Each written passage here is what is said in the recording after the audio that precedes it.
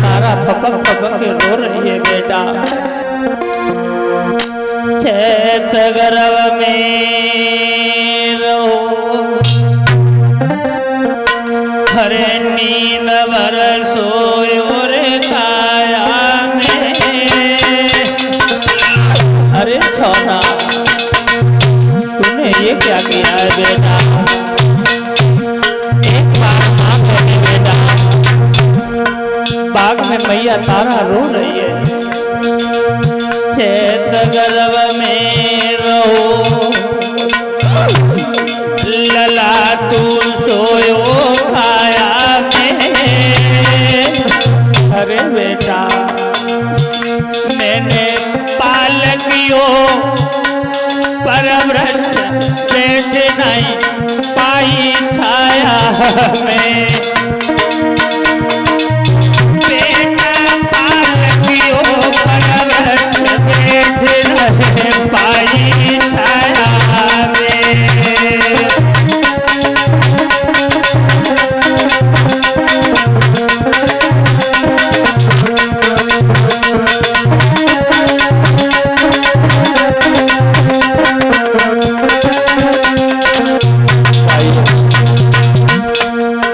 दुख होता है जिस माँ का इकलौता ही बेटा हो दुनिया को छोड़ करके चला जाए।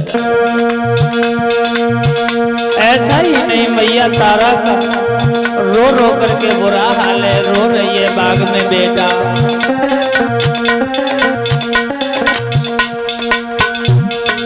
अरे परी जब करजा की तंगी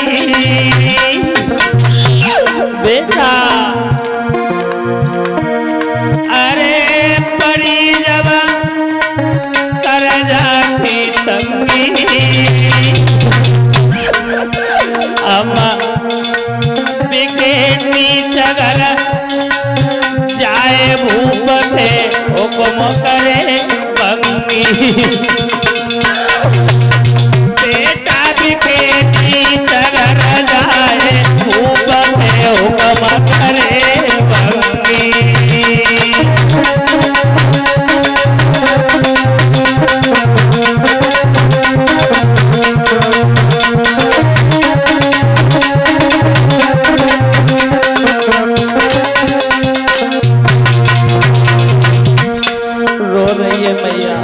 कह रही है एक बार माँ कह दे बेटा, इस मैया को तसल्ली बन जाएगी। लाला मेरी ओर देखो ना रोहितास।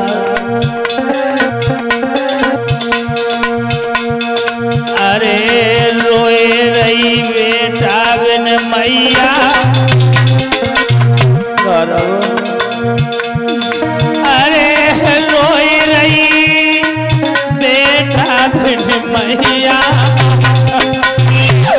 बेटा अरे गिरी उठी खाती पछाड़ रोही रही रोहित की मैया। बेटा गिरी उठी खाती पछाड़ रोही रही रोहित की मैया।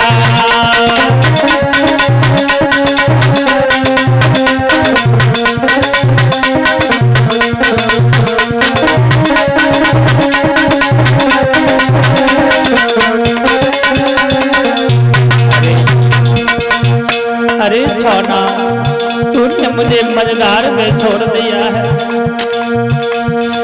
तू ही मेरे जीवन का सहारा था और वो भी तू धोखा दे करके चला गया। मैया रो रही है बाग में भैया।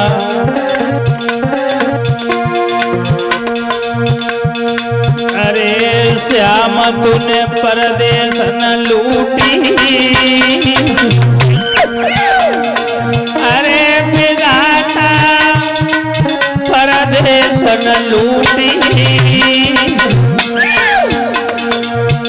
अरे राजपाट छिनी गो आए अब काशी में लूटी। राजपाट छिनी गो लला तुम काशी में लूटी।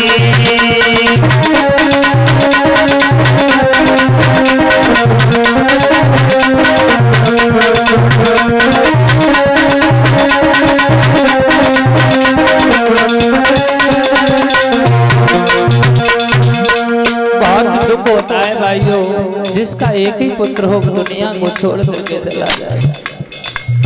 बोम में हरण भैया मरण पुत्र शोक और नार, वैसे तो दुख बहुत है मुख दुख है ज्यादा। अगर किसी का भाई मर जाए महाराज तो बहुत कष्ट होता है। किसी की अगर जमीन कोई अगर ऐसे ही ले ले तो बहुत कष्ट होता है। अगर किसी की पत्नी मर जाए तो बहुत कष्ट होता है। रानी तारा भी रो रही है बाग में।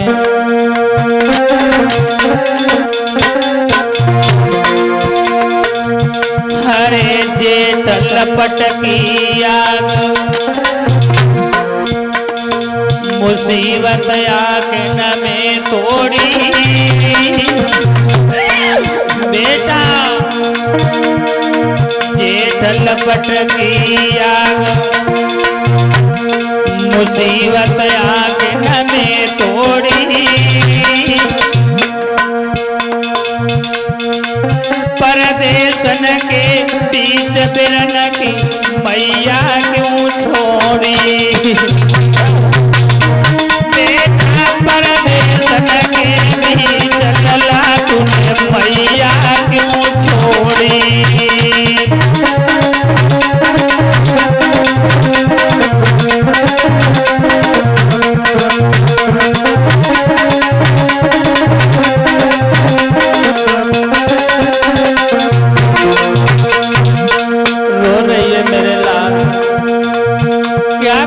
क्या नाच करे कहाँ जाऊं। अरे कालने आए करो दंगा। बेटा अरे कालने आए करो दंगा। अरे कौन उठावे लाश लला तेरी नहलाए दूंगा। बेटा कौन उठावे लाश लला तोए नहलाए दूंगा।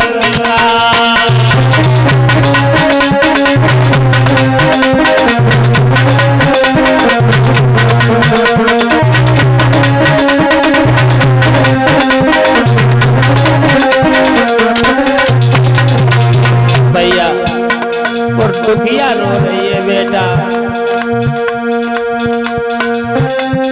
ललाट का बोल सुनाए दे, उमर मैये समझाए दे। कापे तो डसी गो बेरी नाग। लला मैये समझाए दे, कापे तो डसी गो बेरी नाग।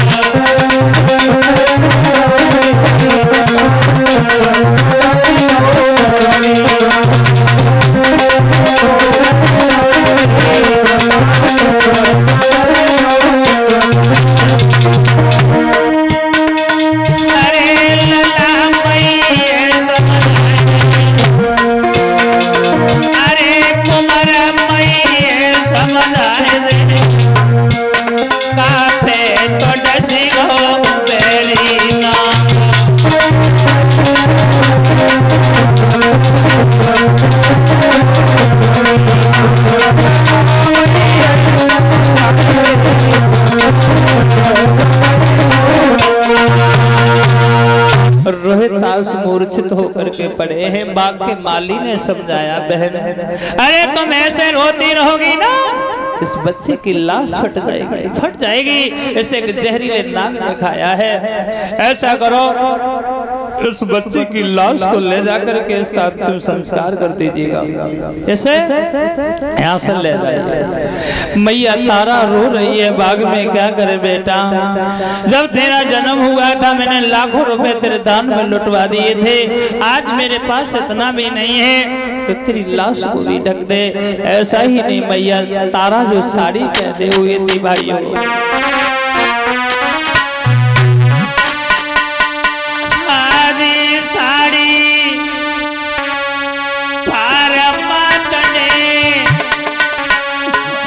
लला को कफन बनायो। अरे कर वज्र को हियो और आगे को कदम बढ़ाऊं।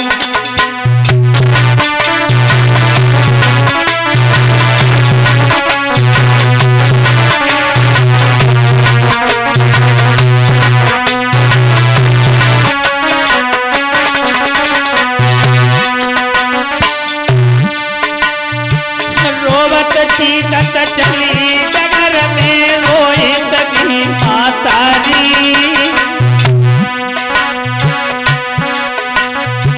कौन जन्म के पाप वही मेरे जीवन में ख्वारी।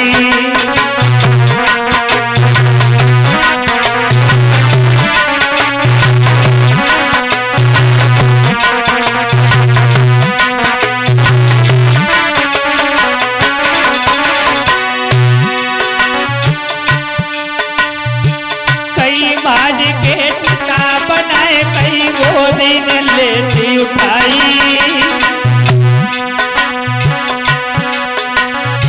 कई बार के चिता बनाए कई गोदी में लेती उठाई।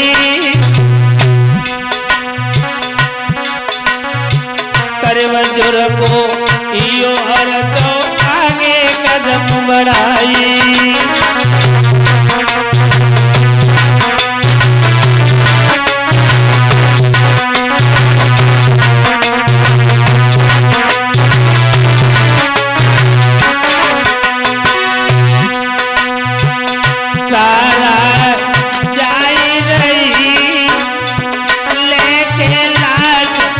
मरे अपने की मरघट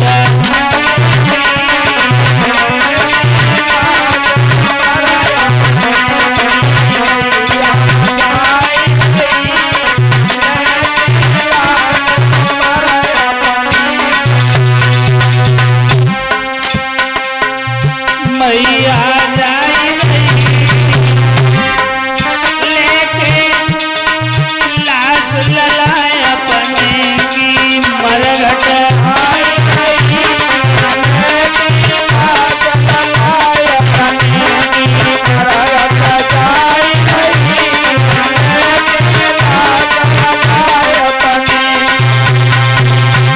मरघट में पहुंच जाती है, लाश को रख लिया। हरिचंद ने देखा है, कहने लगे कौन है इस मरघट पे? अरे रात में किसने जगा दिया है सोते हुए मरघट को? रानी तारा ने जवाब दिया, महाराज कोई और नहीं है, मैं तुम्हारी पत्नी हूँ, अर्धांगिनी हूँ। हरिचंद कहने लगे कौन रानी? रिश्ता तो हमारा वहीं पर छूट गया था, उस दिन की याद करो जिस दिन तुमने मेरा घड़ा नहीं उठवाया था। आज ये लाश ऐसे नहीं जलेगी जब तक हमें कर का टका नहीं दे। चुकाओ कर का टका, इसके बाद इस लाश का दफन कर दो। रानी तारा ने जवाब दिया, महाराज जी क्या कर रहे हो? ये तो तुम्हारा ही बेटा है। ऐसा ही नहीं, सोई बेटा के मुख से अरे दिनों कफन हटाई।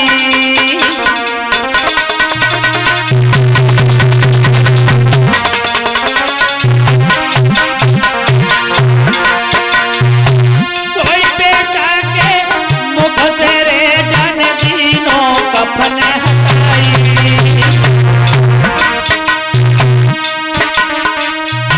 लाश देख के बेटा की गिरे भूपग सुखाई।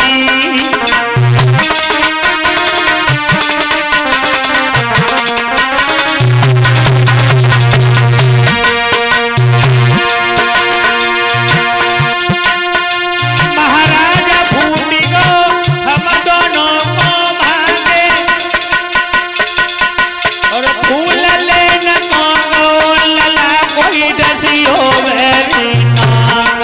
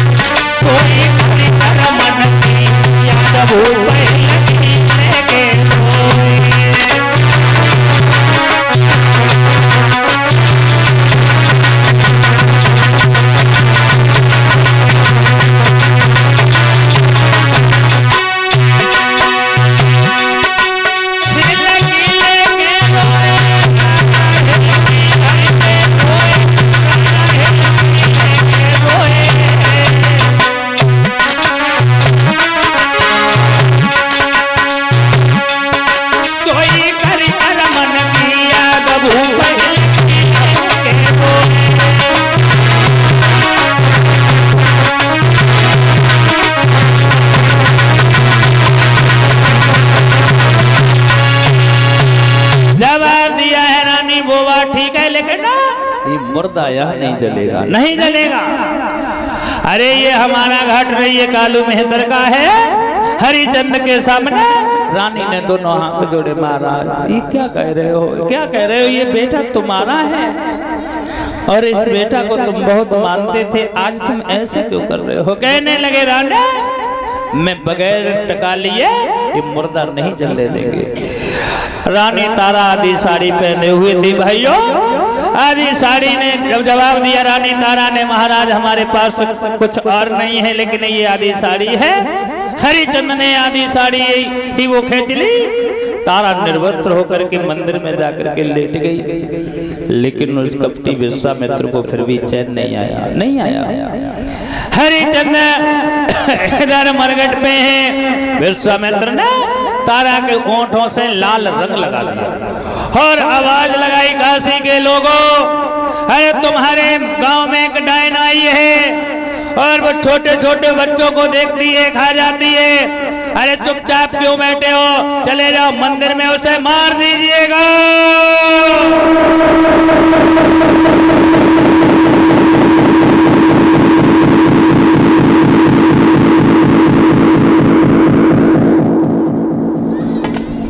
जो ये शब्द कालू मेहतर ने सुने तो भागा। हरिचंद के पास में जवाब दिया, क्या कर रहे हो। बोले महाराज ड्यूटी लगा रहे हैं, ड्यूटी पे है। जवाब दिया नहीं, एक मंदिर में डायन आई है, चल करके उसका वध करेंगे, चल करके। बोले चलो। हरिचंद पहुंचे हैं, देखा है बा भाई रानी तारा तुम अरे भाई तुम्हारा पुत्र मारा गया इसलिए तुम औरों के पुत्रों को मार रही हो। हरिचंद ने हाथ में तलवार उठाई है मारने के लिए। विश्वामित्र ने ये सोचा, वाह भाई अनर्थ होने जा रहा है, एक पतिव्रता की हत्या होने जा रही है, कत्ल होने जा रहा है। हरिचंद जैसे ही तलवार उठाते हैं, विश्वामित्र ने कलाई पकड़ी। ठहर जाइए हरिचंद, क्या कर रहा है, एक पतिव्रता को मार रहे, शर्म नहीं आ रही। हरिचंद ने देखा, बाबा जी तुम अरे तुमने तो मेरा राज्य ही ले लिया था। बोले महाराज तुम जीत गए, हम हार गए, मैं तो तुम्हारी परीक्षा ले रहा था। हरिचंद कहने लगे, परीक्षा में मेरी तारा रानी पुत्र रोहितास भी चला गया। नहीं, आवाज लगाओ, भगवान की ऐसी लीला, जो तारा जो थी सुंदर श्रृंगार करके एकदम से मंदिर से निकल के आती है, ऐसा ही नहीं। आवाज लगाइए पुत्र रोहितास के लिए। पुत्र रोहितास भी आता है मंदिर से भागते हुए, तीनों प्राणियों में गदगद कंठ हो जाता है। विश्वामित्र ने दोनों हाथ जोड़े, जवाब दिया, हरिचंद तुम हमसे कुछ वरदान मांग लो, हमने तुम्हारी परीक्षा